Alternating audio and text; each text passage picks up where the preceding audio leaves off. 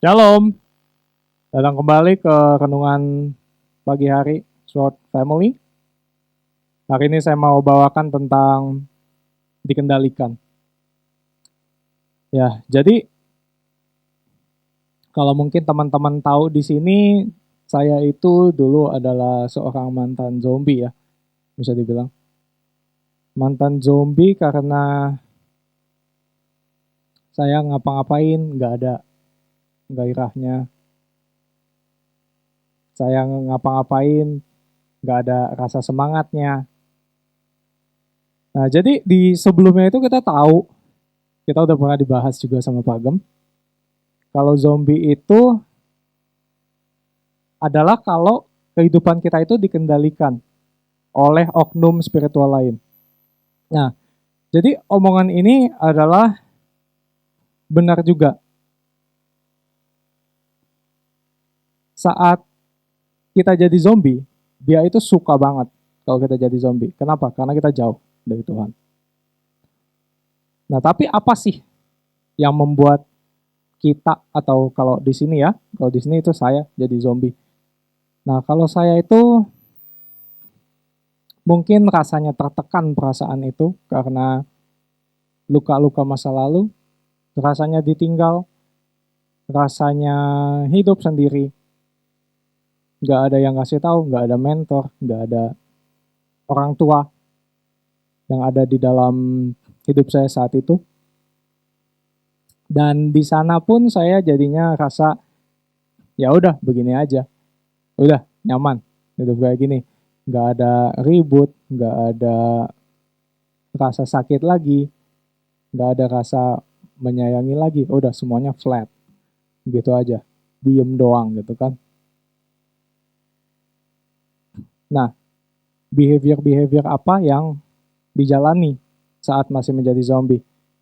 Tentu datang ke gereja tiap minggu ya kan, nggak pernah bolos. Tapi datang di hari Minggu pun, datang pertemuan-pertemuan ibadah, rasanya tuh nggak ngapa-ngapain, nggak ada yang didapat, cuman nyanyi aja gitu kan, asik, nyanyi enak, denger lagu. Pas ditanyain sama mentor-mentor yang di sini, mau Jos, ayo ambil ikut bagian, nggak mau ah, nanti nanti lagi. Terus kalau di luar gereja misalnya ngapain? Nah, berbuat dengan dikendalikan oleh si iblis. Apa aja? Masih marah-marah. Kalau bawa kendaraan, buka kaca. Lu! Ya kan gitu ya. Masih gampang kebawa emosi. Kalau ditegur, sakit hati. Itu saya. Nah, di sini itu kita jadi budak dosa. Tapi Tuhan itu masih berikan kesempatan buat kita untuk berbalik. Supaya kita keluar, yang tadinya kita budak dosa, kita untuk kembali kepadanya. Dia masih nunggu kita seperti Bapa nunggu anaknya kembali. Seperti gembala yang menunggu domba. Tapi di sini kuncinya, balik lagi, udah pernah dibahas, itu sadar.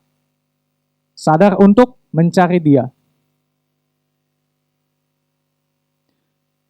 Ya, jadi kita itu harus hidup sesuai. Kita kalau kena teguran, ya janganlah marah. Kita harus punya hati yang sebagai hamba. Kita mau ditegur, kita mau dibentuk. Ya, di sini ada di Efesus 5 ayat 15 sampai 16. Terjemahan baru. Karena itu, perhatikanlah dengan saksama bagaimana kamu hidup. Janganlah seperti orang bebal, tetapi seperti orang arif. Dan pergunakanlah waktu yang ada, karena hari-hari ini adalah jahat. Nah, masalah tentang dikendalikan. Tuhan itu, Tuhan kita, Yesus Kristus, itu bukan Tuhan yang mengendalikan. Tapi Tuhan itu ngasih kita itu kebebasan berkehendak. Atau free will ya. Kita itu bebas, kita mau ngapain aja. Nah, tapi karena bebas, kita juga bebas. Mau ngapain kan? Mau ngapain lah, ngerokok, ngerusak bait Allah, males-malesan, dan bla bla bla. Bisa kita list sendiri apa yang pernah kita lakukan. Dan kalau kita melakukan hal-hal tersebut, hal-hal yang tidak berkenan kepada Tuhan, itu kita sedang kalah oleh si iblis. Kita kalah dengan intimidasi, kita kalah dengan godaan, kita kalah dengan bisikan. Nah, tapi pas kita mau balik itu, kenapa takut? Ya kan, kalau kita mau bilang, aku akan berdosa Tuhan, terus-terusan gitu ya, kita punya perspektif, kalau kita itu orang berdosa terus, ya kita nggak bakal maju secara rohani. Padahal Tuhan itu udah berjanji. Dia itu, Keluaran 13 ayat 21, Tuhan berjalan di depan mereka pada siang hari dalam tiang awan untuk menuntun mereka di jalan, dan pada waktu malam dalam tiang api untuk menerangi mereka, sehingga mereka dapat berjalan siang dan malam. Dia itu ada di sini, asalkan kita mau mendekat kepada dia. Kenapa kita masih ragu untuk berbalik? Kenapa kita masih bilang, aku berdosa terus? Tapi kita harus punya kesadaran untuk kita mau berbalik, karena dia tahu apa yang kita perlukan, apa yang kita butuhkan, dan dia juga nggak pernah mengendalikan kita, seperti kita itu dikendalikan oleh si iblis. Dan pertanyaannya, yang terakhir, apakah kita mau ikut Tuhan dengan benar dan melakukan firman menurut firman-Nya? Oke, penutup, marilah kita sama-sama keluar dari kendali oknum spiritual lain ini, si iblis atau roh-roh lain yang tidak berasal daripada Tuhan, dan hidup dengan keputusan untuk mengikuti Tuhan dengan benar. Amin. Jadi saya tutup demikian, gitu aja. Mari kita bersatu dalam doa sebelum kita memulai hari kita. Tuhan Yesus, Bapa kami yang bertata dalam kerajaan surga, kami mengucap syukur Tuhan, kalau Engkau masih berikan kami satu hari lagi Tuhan untuk bangun Tuhan. Dan juga Tuhan, kami mau lebih lagi Tuhan, mengandalkan Engkau. Kami tidak mau lagi Tuhan dikendalikan oleh pikiran-pikiran buruk, terutama dari godaan-godaan si iblis Tuhan. Tuhan, kami mau berbalik kepada Engkau.